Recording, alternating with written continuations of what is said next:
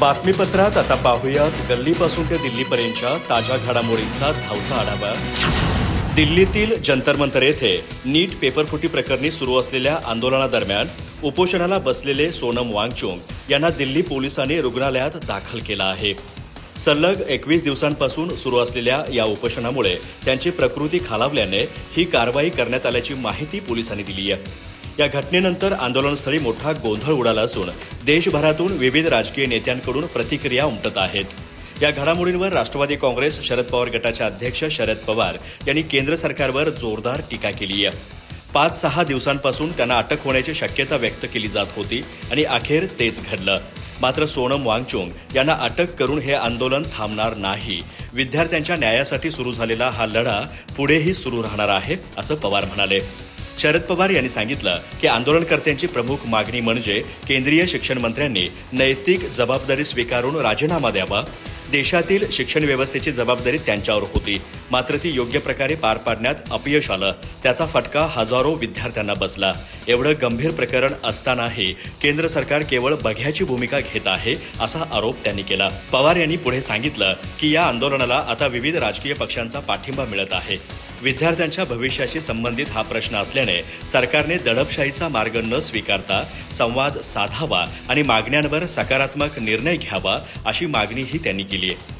काँग्रेस नेते विजय वडेट्टीवार यांनी सोनम वांगचुक यांच्यावरील पोलीस कारवाईवरून केंद्र सरकारवर जोरदार टीका केली आहे। सत्य, अहिंसा आणि संविधानाच्या मार्गाने आंदोलन करणाऱ्या एका निशस्त्र गांधीवादी शास्त्रज्ञावर हजारो पोलिसांचा गराडा घालणे हे केंद्र सरकारच्या असुरक्षिततेचं लक्षण आहे। सलग 20 दिवस उपोषणामुळे अशक्त झालेल्या सोनम वांगचुक यांना संवाद न साधता जबरदस्तीने हटवणं ही लोकशाही नव्हे तर हुकुमशाहीची ओळख आहे।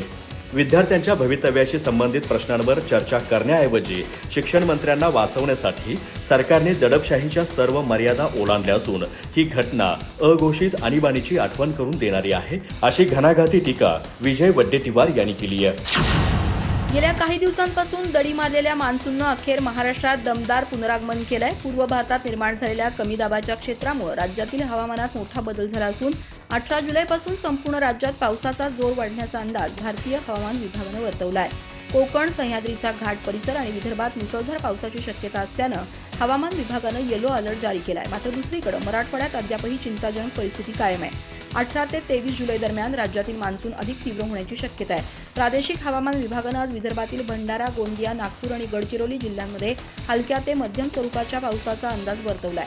तर अकोला, अमरावती, चंद्रपूर, वर्धा आणि यवतमाळ या जिल्ह्यांना येलो अलर्ट देण्यात आला असून इथं विजांच्या कडकडाटासह मुसळधार पाऊस होऊ शकतो। भंडारा जिल्ह्यात गेल्या 36 तासांपासून सुरू असलेल्या संततधार पावसामुळे रखडलेल्या शेती कामांना वेग आलाय। गोंदिया जिल्ह्यातही सलग दुसऱ्या दिवशी मुसळधार पाऊस सुरू असल्यानं धरणांमधील पाणीसाठ्यात वाढ झाली असून भात लागवडीच्या कामांना गती मिळाली आहे। रत्नागिरी, सिंधुदुर्ग, कोल्हापूर, सांगली आणि सोलापूर जिल्ह्यात येलो अलर्ट जारी करण्यात आलाय। पालघर, ठाणे आणि नवी मुंबईच्या अंतर्गत भागातही शनिवार, रविवारी पावसाचा जोर वाढणार आहे। पालघरमध्ये पहाटेपासून सुरू असलेल्या रिपरिपीमुळे भात शेती करणाऱ्या शेतकऱ्यांना मोठा दिलासा मिळालाय। कोल्हापुरातही 7 दिवसांच्या विश्रांतीनंतर पावसानं पुनरागमन केलंय। राज्यात एका बाजूला मुसळधार पाऊस सुरू असताना मराठवाडा मात्र अद्यापही मोठ्या पावसाच्या प्रतीक्षेत आहे। अयोध्येतील राम मंदिराच्या दानपेटीत झालेल्या कथित चोरी प्रकरणी शिवसेना उद्धव बाळासाहेब ठाकरे पक्ष आक्रमक झाला आहे। मुंबईतील दादर येथील आंदोलनानंतर आज उपराजधानी नागपुरात पक्षप्रमुख उद्धव ठाकरे यांच्या नेतृत्वात रामरक्षा आंदोलन करण्यात येत आहे। नागपूरच्या रामनगर येथील राम मंदिरात दुपारी 4 ते 4:30 या सुमारास हे आंदोलन पार पडणार असून या आंदोलनासाठी मुख्यमंत्री देवेंद्र फडणवीस आणि राष्ट्रीय स्वयंसेवक संघाचे सरसंघचालक मोहन भागवत यांना विशेष निमंत्रण देण्यात आलं आहे। सोनम वांगचुक यांच्या उपोषणाच्या पार्श्वभूमीवर उद्धव ठाकरे यांनी केंद्र सरकार आणि केंद्रीय शिक्षण मंत्री धर्मेंद्र प्रधान यांच्यावरतीही जोरदार टीका केली आहे। नागपूर विमानतळावर माध्यमांशी संवाद साधताना ते म्हणाले की आणखी किती बळी घेतल्यावर धर्मेंद्र प्रधानांचा राजीनामा घेतला जाणार आहे हे सरकारनं जाहीर करावं। उद्धव ठाकरे म्हणाले, मी यापूर्वीही सांगितलं होतं की भारतीय जनता पक्ष आणि प्रशासन यांचा काहीच संबंध उरलेला नाही। ज्या निर्दयी आणि क्रूर पद्धतीने युवकांच्या भवितव्याशी खेळलं जात आहे ते अत्यंत लज्जास्पद आहे। सरकारला सोनम वांगचुक यांच्या प्रकृतीची एवढीच चिंता होती तर त्यांच्याशी आधीच चर्चा करायला हवी होती। ते पुढे म्हणाले, सरकारला नीट परीक्षा व्यवस्थित घेता आली नाही, आंदोलनही नीट हाताळता आलं नाही. धर्मेंद्र प्रधान यांच्यात असं काय आहे की इतक्या चुका होऊनही त्यांचा राजीनामा घेतला जात नाही. नीट पेपर फुटीमुळे अनेक विद्यार्थ्यांनी आत्महत्या केल्या. आता सोनम वांगचुक स्वतःचं प्राण पणाला लावायला तयार झालेत. उपोषणात विद्यार्थी देखील सहभागी होत असल्याचं समजतं, तरीही सरकार जागं होत नाहीये. दिल्लीतील जंतर मंतरवर नीट परीक्षेतील गोंधळाविरोधात आणि केंद्रीय शिक्षण मंत्र्यांच्या राजीनाम्यासाठी सुरू असलेल्या आंदोलनाला महाराष्ट्र नवनिर्माण सेनेनं जाहीर पाठिंबा दिलाय. मनसे नेते अमित ठाकरे यांनी आज स्वतः जंतर मंतरवर जाऊन आंदोलकांची भेट घेतली. यावेळी त्यांनी सोनम वांगचुक यांना पोलिसांनी जबरदस्तीनं रुग्णालयात दाखल केल्याच्या कारवाईचा तीव्र निषेध करत केंद्र सरकारवर सडकून टीका केली. सोनम वांगचुक यांना मध्यरात्री पोलिसांनी उचलून नेल्याच्या घटनेवर अमित ठाकरे यांनी तीव्र संताप व्यक्त केला. हा भारतीय राजकारणाच्या इतिहासातील सर्वात काळा दिवस आहे. आपली लोकशाही आपल्या डोळ्यासमोर संपवली जाते. साध्या वेशात आलेल्या 4-5 पोलिसांनी स्वतःला डॉक्टर सांगत आंदोलकांसमोर पांढरा पडदा लावला आणि वांगचुक यांना जबरदस्तीने उचलून नेलं. उच्च न्यायालयानं वांगचुक यांच्या प्रकृतीची काळजी घेण्याचे निर्देश दिले होते, मात्र पोलिसांनी आंदोलकांना शिवीगाळ आणि धक्काबुक्की केली. उच्च न्यायालयानं तुम्हाला धक्काबुक्की करायला सांगितली होती का, असा संतप्त सवाल त्यांनी उपस्थित केला. नीट परीक्षेतील गैरव्यवहारामुळे 20 निष्पाप मुलामुलींनी आत्महत्या केल्याचं सांगत अमित ठाकरे यांनी सरकारला धारेवर धरलं. सरकारचे कोणतेही उत्तरदायित्व उरलेलं नाही. धर्मेंद्र प्रधान यांचा राजीनामा झालाच पाहिजे, ही मागणी अगदी रास्तच आहे. एवढा मोठा शास्त्रज्ञ आणि शिक्षणतज्ञ सलग 20 दिवस तुमच्यासमोर उपोषणाला बसलाय, पण केंद्र सरकारकडून कुणीही त्यांच्याशी साधी चर्चा करायला किंवा त्यांची विचारपूस करायला आलं नाही. ही कोणती पद्धत आहे? ज्या जनतेनं तुम्हाला सत्तेत बसवलं त्यांचं ऐकणंच सरकारनं बंद केलंय, असं ठाकरे म्हणाले. अयोध्येतील राम मंदिराच्या दानपेटीत झालेल्या कथित चोरी प्रकरणी शिवसेना उद्धव बाळासाहेब ठाकरे पक्षाचे पक्षप्रमुख उद्धव ठाकरे आज 18 जुलै रोजी नागपुरात रामरक्षा पठण आंदोलन करत आहेत. या आंदोलनावरून जैन मुनी निलेशचंद्र यांनी उद्धव ठाकरे यांच्यावर अत्यंत खोचक आणि आक्रमक शब्दांमध्ये टीका केली आहे. एका वृत्तवाहिनीशी बोलताना दादरमध्ये झालेल्या रामरक्षा आंदोलनाचा संदर्भ देत मुनी निलेशचंद्र म्हणाले, उद्धव ठाकरेंचं आंदोलन मी पाहिलं, त्यांना रामरक्षा धड वाचता देखील आली नाही. बाळासाहेबांचे विचार आता पूर्णपणे संपलेले आहेत. ठाकरेंवर निशाणा साधताना ते म्हणाले, जेव्हा त्यांना हनुमान चालिसा वाचण्याची गरज होती तेव्हा त्यांनी नवनीत राणा यांना 14 दिवस जेलमध्ये टाकलं. उद्धव ठाकरेंना कुराण द्यायला पाहिजे होतं. रामरक्षा कवच त्यांच्या कामाचं नाही. त्यांनी आधी कुराण वाचावं. त्यांना कुराणाची गरज आहे. राम मंदिरातील चोरीच्या मुद्द्यावर बोलताना मुनी म्हणाले, राम आमच्या आस्थेचं केंद्र आहे. मंदिरात जी चोरी झाली ते आम्ही बघून घेऊ. आमची दानपेटी आहे. रामाला धन आणि वैभवाची गरज नाही. आता ती बाबरी मस्जिद बनत आहे, तिथेही घोटाळा झाला आहे.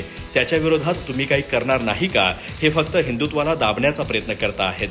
उद्धव ठाकरेंना श्राप लागलेला असून त्यांना शुद्धीकरण करण्याची गरज आहे, असंही मुनी निलेशचंद्र यांनी बोलताना म्हटलं. तसेच त्यांनी मुख्यमंत्री देवेंद्र फडणवीस यांचा महाराष्ट्रातले राम असा उल्लेख करत सरकारची बाजू घेतली. शिवसेना उद्धव बाळासाहेब ठाकरे पक्षानं नागपुरात पुकारलेल्या रामरक्षा आंदोलनावरून भारतीय जनता पार्टीचे मुख्य प्रवक्ते नवनाथ बन यांनी उद्धव ठाकरे आणि खासदार संजय राऊत यांच्यावर अत्यंत आक्रमक शब्दात टीका केली आहे. हे आंदोलन म्हणजे रामाच्या भक्तीसाठी नसून केवळ आपला पक्ष आणि उरलेले नेते वाचवण्यासाठी केलेली नौटंकी असल्याचा घणाघात त्यांनी पत्रकार परिषदेत केला. सोनम वांगचुक यांच्यावरील कारवाई ही उद्धव ठाकरेंच्या आंदोलनाला प्रसिद्धी मिळू नये यासाठी केल्याचा संजय राऊत यांचा दावा अतिशय हास्यास्पद असल्याचं बन म्हणाले. उद्या अमेरिका आणि इस्रायल किंवा इराणचे युद्ध ही भाजपनंच आंदोलनाचं लक्ष विचलित करण्यासाठी घडवून आणलं असा दावा करायला संजय राऊत कमी पडणार नाहीत, असा टोला त्यांनी लगावला. देवेंद्र फडणवीस यांना आंदोलनाचे निमंत्रण देण्याआधी उद्धव ठाकरे आणि संजय राऊत यांनी पुस्तकात बघून तरी रामरक्षेचे किमान 2 श्लोक म्हणून दाखवावेत, असं खुलं आव्हान त्यांनी दिलं. राम जन्मभूमी आंदोलनाच्या काळात बाबरीचा ढाचा पाडताना देवेंद्र फडणवीस स्वतः तिथे उपस्थित होते आणि त्यांनी पहिल्या आंदोलनात 14 दिवसांचा तुरुंगवास भोगला. त्यावेळी उद्धव ठाकरे मातोश्रीवर कॅमेरे साफ करत बसले होते आणि संजय राऊत कुठेतरी लेख लिहित होते, अशी बोचरी टीका त्यांनी केली. ज्या काँग्रेसच्या सांगण्यावरून उद्धव ठाकरे रामलल्लाच्या प्राणप्रतिष्ठा सोहळ्याला अनुपस्थित राहिले आणि ज्या समाजवादी पक्षानं रामभक्तांवर गोळ्या चालवल्या त्यांच्यासोबत ठाकरे इंडिया आघाडीत बसले आहेत, त्यामुळे त्यांना हिंदुत्ववादी म्हणवून घेण्याचा कोणताही अधिकार उरलेला नाही, असं बन यांनी स्पष्ट केलं. मराठा आंदोलक मनोज जरांगे पाटील यांनी राज्यातील तसेच केंद्रातील राजकीय परिस्थितीवर अत्यंत आक्रमक भूमिका घेतली आहे. परळी येथील ज्ञानेश्वर वाकडे मृत्यू प्रकरणी त्यांनी मंत्री धनंजय मुंडे यांच्यावर गंभीर आरोप करत गृहमंत्री देवेंद्र फडणवीस यांना इशारा दिलाय. दुसरीकडे नीट पेपर फुटीच्या निषेधार्थ दिल्लीत सुरू असलेल्या सोनम वांगचुक यांच्या आंदोलनाला पाठिंबा देत त्यांनी थेट केंद्र सरकारवर आणि पंतप्रधानांवर निशाणा साधला आहे. मनोज जरांगे पाटील यांनी पट्टीवडगाव येथे जाऊन मृत ज्ञानेश्वर वाकडे यांच्या कुटुंबियांची भेट घेऊन त्यांचं सांत्वन केलं. यावेळी त्यांनी या प्रकरणी सविस्तर माहिती घेत स्थानिक आमदार आणि मंत्री धनंजय मुंडे तसेच पोलीस प्रशासनावर तीव्र संताप व्यक्त केला. परळीवाल्यांचे गुंड मस्तावले आहेत. त्यांच्यामुळे वाकडे कुटुंबियांचं एक लेकरू गेलं असून दुसरा मुलगा लातूर येथे बेशुद्ध अवस्थेत उपचार घेतोय, असा घणाघात जरांगे यांनी केला. या प्रकरणात PSI आणि PI 100% दोषी असल्याचा दावा त्यांनी केला. एका जखमी बांधवाला रुग्णालयात नेण्याऐवजी रात्रभर गाडीत फिरवण्यात आलं. वाकडेचा खून झाला, आता साक्षीदार राहू नयेत म्हणून दुसराही मारण्याचा उद्देश पोलिसांचा तर नव्हता ना, असा संशय त्यांनी व्यक्त केला. पोस्टमॉर्टम रिपोर्टमध्ये हा खून असल्याचं स्पष्ट होत असतानाही परळी पोलीस याला अपघात दाखवण्याचा प्रयत्न करत असल्याचा आरोप त्यांनी केला. आरोपींवर तातडीने मोक्काअंतर्गत कारवाई करावी, वाकडे कुटुंबियांना पोलीस संरक्षण द्यावं आणि त्यांच्यासाठी सरकारी वकिलाची नियुक्ती करावी, अशी मागणी जरांगे यांनी केली आहे. जरांगे पाटील यांनी या प्रकरणावरून राज्याचे गृहमंत्री देवेंद्र फडणवीस यांनाही लक्ष्य केलं. इतर नेते विकास करण्यासाठी मंत्रिपद घेतात, पण धनंजय मुंडे हे जीव घेण्यासाठी मंत्रिपद घेतात का, ते तुमचा आशीर्वाद घेऊन खून करताहेत, असा खळबळजनक आरोप त्यांनी केला. राज्याच्या राजकारणात सध्या अनेक घडामोडी वेगानं घडत आहेत. राष्ट्रवादी काँग्रेसमधील अंतर्गत नाराजी, महायुतीमधील अर्थ खात्याचा तिढा आणि मंत्र्यांवर होणारे भ्रष्टाचाराचे आरोप या सर्वच मुद्द्यांवर राज्याचे वैद्यकीय शिक्षण मंत्री हसन मुश्रीफ यांनी सविस्तर प्रतिक्रिया दिली आहे. आमचा पक्ष पूर्णपणे एकसंध असून सर्व नेत्यांची नाराजी लवकरच दूर होईल असा ठाम विश्वास त्यांनी व्यक्त केला आहे. हसन मुश्रीफ यांनी माध्यमांशी संवाद साधताना विविध राजकीय आणि प्रशासकीय मुद्द्यांवर आपली भूमिका स्पष्ट केली. पक्षाचे ज्येष्ठ नेते प्रफुल्ल पटेल हे पक्ष नेतृत्वावर नाराज असल्याच्या चर्चा राजकीय वर्तुळात सुरू आहेत.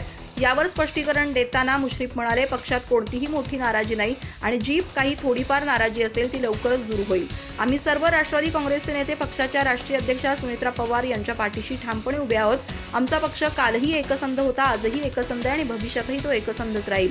महायुती सरकारमध्ये अर्थ खात्यावरून सुरू असलेल्या रस्सीखेचीबाबत विचारलं असता त्यांनी सावध प्रतिक्रिया दिली. सध्या मला याबाबत ठोस माहिती नाही, मात्र काही दिवसांपूर्वी सुनेत्रा पवार आणि पार्थ पवार यांनी दिल्लीत केंद्रीय गृहमंत्री अमित शहा यांची भेट घेतली होती. त्यांच्यात सकारात्मक चर्चा झाली आहे. सध्या सुरू असलेलं विधिमंडळाचं अधिवेशन संपल्यानंतर यावर पुन्हा चर्चा होईल आणि योग्य निर्णय घेतला जाईल, अशी माहिती त्यांनी दिली. सामाजिक कार्यकर्त्या तृप्ती देसाई यांनी मंत्री दादा भुसे यांच्या विभागावर आणि त्यांच्या OSDवर परवानगी देण्यासाठी लाखो रुपये उकळल्याचा गंभीर आरोप केला. या आरोपांचं खंडन करताना मुश्रीफ यांनी आपल्या सहकारी मंत्र्यांची पाठराखण केली. मी काल नंदुरबार जिल्ह्याच्या दौऱ्यावर पालकमंत्री म्हणून गेलो होतो, त्यामुळे या विशिष्ट प्रकरणाची मला पूर्ण माहिती नाही. मात्र महायुतीच्या नेत्यांवर केवळ आरोप करणं खूप सोपं असतं, पण ते पुराव्यानिशी सिद्ध करणं फार अवघड असतं. एखाद्या माणसाला जाणीवपूर्वक बदनाम करण्यासाठी असे बेताल आरोप अनेक जण करत असतात, असा पलटवार त्यांनी केला. अधिक माहिती आणि ताज्या घडामोडींसाठी आजच आमचे चॅनल सबस्क्राईब करा.